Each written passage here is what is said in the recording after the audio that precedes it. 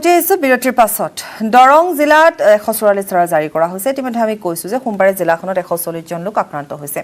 সম্প্ৰতি দৰঙৰ চিকিৎসাধীন 402 জন কোভিড আক্ৰান্ত জিলাখনৰ 5 জন লোকৰ সমাগমত বাধা প্ৰদান কৰা হৈছে ভোট গণনাত হ'ব পৰা জনসমাগমৰ প্ৰতি লক্ষ্য ৰাখি এই সিদ্ধান্ত গ্ৰহণ কৰা হৈছে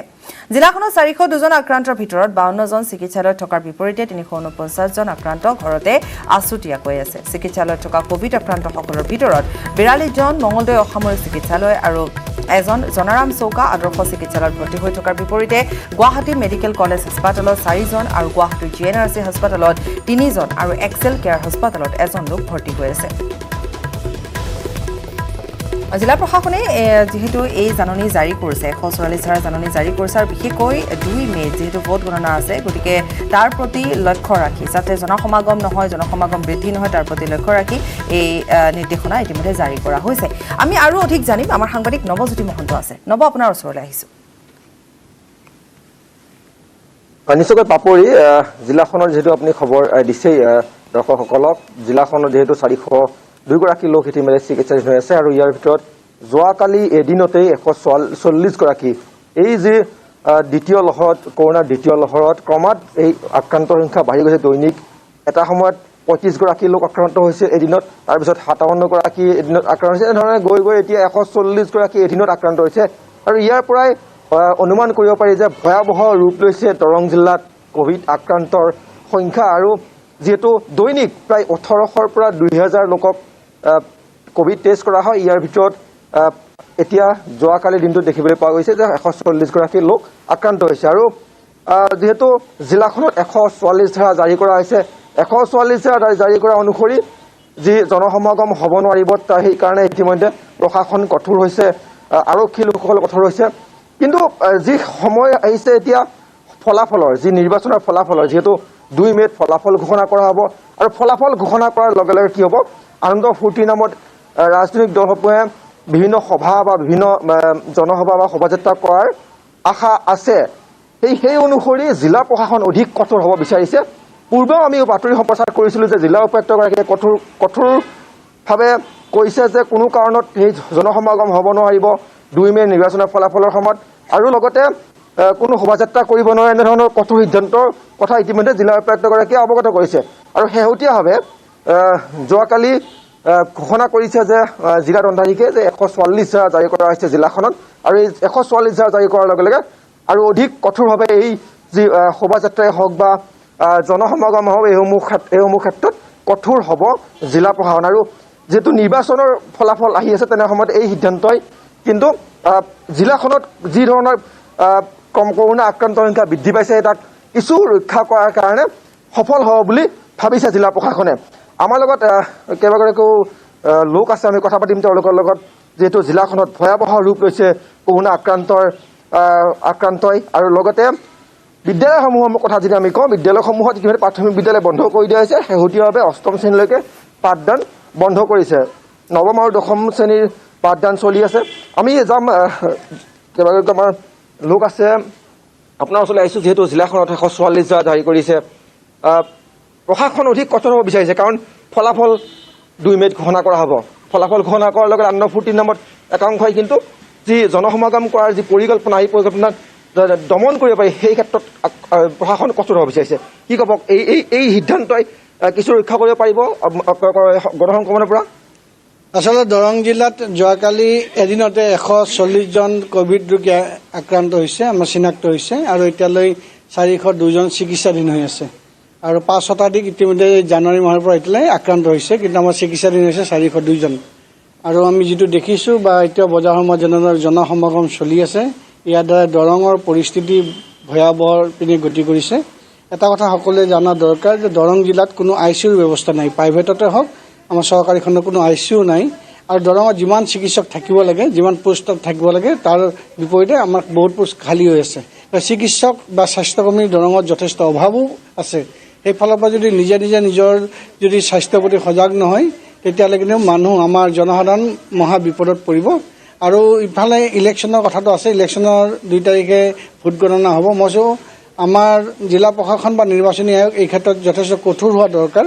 ইয়াত কোনো ধৰণৰ জনসমাগম নকৰি প্ৰাৰ্থী বা প্ৰাৰ্থীৰ লগত 2 এজন এজেণ্টৰ জৰিয়তে ভিতৰত সোমাবলৈ দি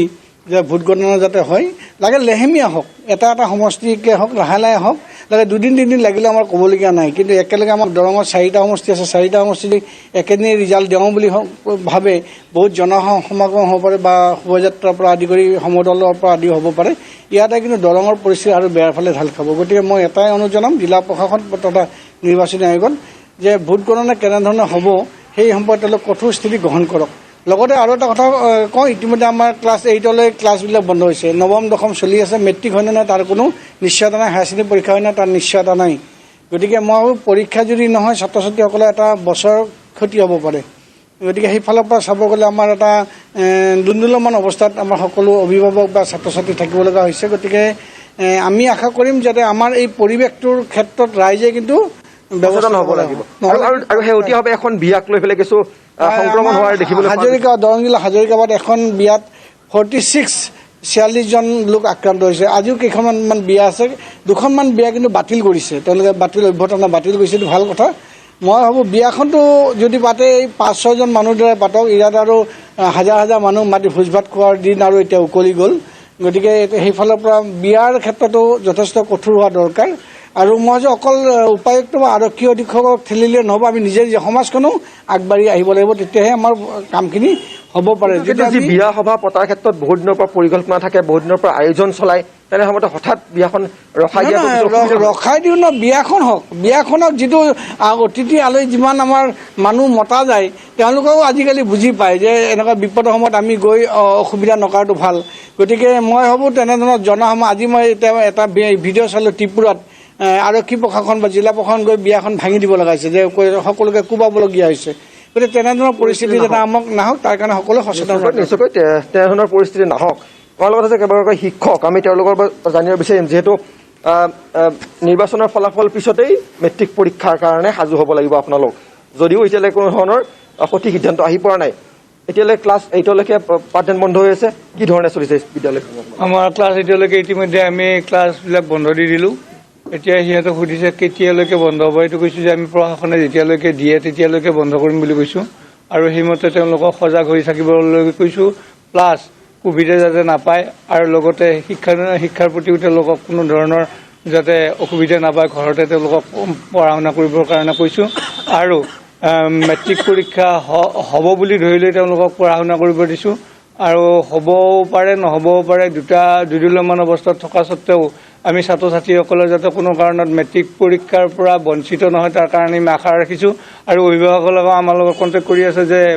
মেট্ৰিক পৰীক্ষা হ'ব নে নহয় আমি তেওঁলোকক সেইটো ধৰণে কৈছোঁ যে মেট্ৰিক পৰীক্ষা হ'ব বুলি ধৰিলে তেওঁলোকে পঢ়ি থাকক আমিও হ'ব বুলি ধৰিলে কাম কাজখিনি যিহেতু আপোনালোকৰ এইটো কেন্দ্ৰ এটা হাইস্কুল শিক্ষান্ত পৰীক্ষা হোৱাৰ এটা কেন্দ্ৰটো কি ধৰণে সাজু কৰিছে সেইকাৰণে কেন্দ্ৰটোৰ কাৰণে আমাৰ ডেস্ক বেঞ্চ কিমান লাগিব চিট প্লেন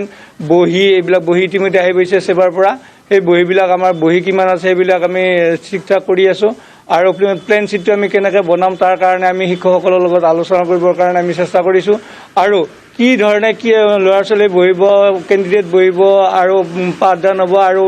অতিৰিক্ত কোঠা লাগিব নেকি তাৰ কাৰণে আমি চেষ্টা ৰেডি সাজু হৈ আছে ইতিমধ্যে যিহেতু এইটো কেন্দ্ৰত হাইস্কুল শিক্ষান্ত পৰীক্ষাৰ যে পৰীক্ষা অনুষ্ঠিত হ'ব কেন্দ্ৰটো ইতিমধ্যে কেন্দ্ৰটো সাজু কৰি তুলিছে যদিও দুদিনমান অৱস্থাত আছে কি ক'ব যিহেতু এফালে নিৰ্বাচনৰ ফলাফল সমাগত তাৰ লগতে মেট্ৰিক পৰীক্ষাও আহিল আপোনালোক সাজু হৈছে দুদিনমান অৱস্থাত আছে কিন্তু ছাত্ৰ ছাত্ৰীসকলো আশংকাত আছে যে যিকোনো পৰিস্থিতি হ'ব পাৰে বা ক্ৰমাৎ বৃদ্ধি পাই আছে কি ক'ব এই ক্ষেত্ৰত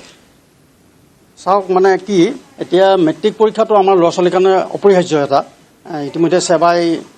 চৰকাৰৰ লগত আলোচনা কৰি কি সিদ্ধান্ত ল'ব কিন্তু আমি ভিতৰে কি হৈছে এটা প্ৰস্তুতি চলাই আছোঁ যিহেতু 11 মে'ৰ পৰা মেট্ৰিক পৰীক্ষা সমাগত একেবাৰে গতিকে কম দিন আছে আমাৰ হাতত গতিকে ইতিমধ্যে আমাৰ প্ৰধান শিক্ষক মহোদয়ে ৰুমবিলাক ঠিক কৰিছে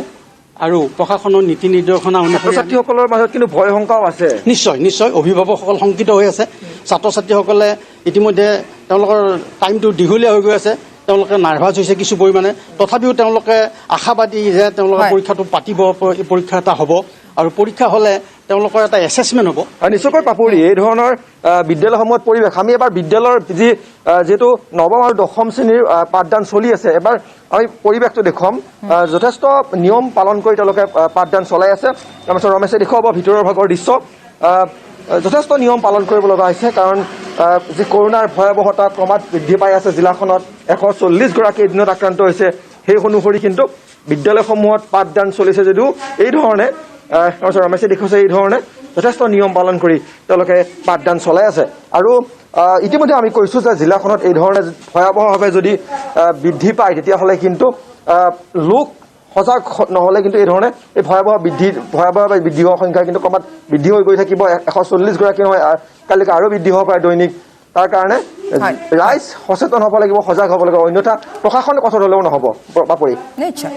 ধন্যবাদ জনাইছোঁ নৱজ্যোতি মহন্ত মঙলদৈৰ পৰা নৱই আমাক দেখুৱালে এখন বিদ্যালয়ৰ পৰা আমাক দেখুৱালে তাত কেনেকৈ পাঠদান চলি আছে খুব সুচাৰুৰূপে তাত পাঠদান কৰা দেখিবলৈ পোৱা গৈছে সকলোৱে মাস্ক পৰিধান কৰি এটা দূৰত্ব বৰ্তাই ৰাখি কিন্তু যি কি নহওক শিক্ষানুষ্ঠানসমূহ বন্ধৰ কথা ইতিমধ্যে কোৱা হৈছে আৰু দৰঙত 144 ধাৰা জাৰি কৰা হৈছে 140 জন যিহেতু আক্ৰান্ত হৈছিল 402 জন চিকিৎসাধীন অৱস্থাত আছে গতিকে 5 জন লোকৰ সমাগমত বাধা প্ৰদান কৰি এই নিৰ্দেশনা ইতিমধ্যে জাৰি কৰিছে ব্ৰেকিং নিউজ ভাৰতলৈ কোভিচিল্ড ভেকচিনৰ কেঁচা মাল প্ৰেৰণ